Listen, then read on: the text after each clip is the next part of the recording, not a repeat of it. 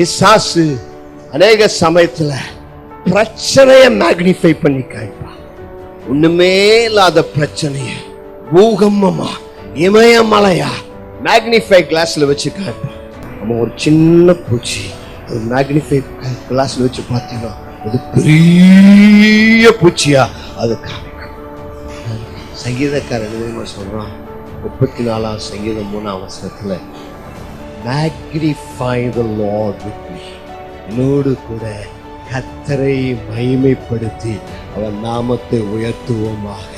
உன்னுடைய வாழ்க்கையில உன் பிரச்சனையை மேக்னிஃபை பண்ணாத, பயத்தை மேக்னிஃபை பண்ணாத, அதற்கு பதிலாக இயேசுவை உயர்த்தி காண்பி.